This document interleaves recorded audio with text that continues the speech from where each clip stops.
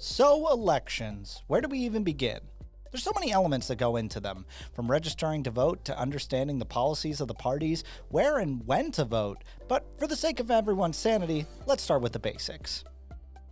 You like Ike, I like Ike, everybody likes Ike for president. Hang out the banner, beat the drum, we'll take Ike to Washington.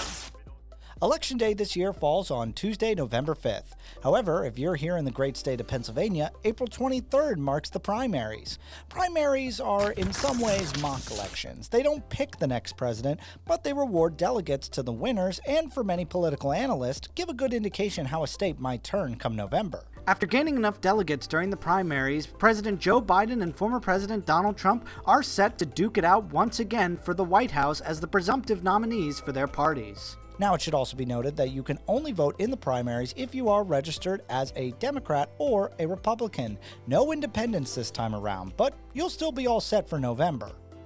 If you want to vote in that primary election, make sure you're registered by April 8th at the absolute latest. But back to your regularly scheduled elections.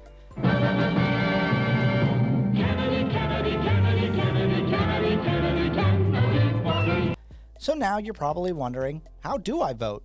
For some of you, this may be your first time voting, and that can be a little stressful. Well, don't worry, because right now it's easier than ever to cast your voice for all to hear.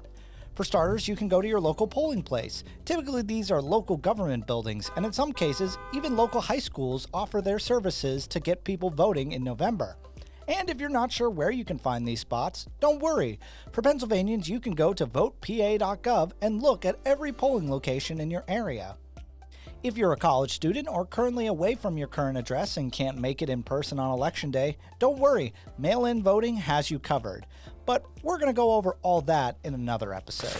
That's going to do it for this week's lesson of Election Ed. Tune in next time to learn more about our elections and making sure that you're the most informed voter come November.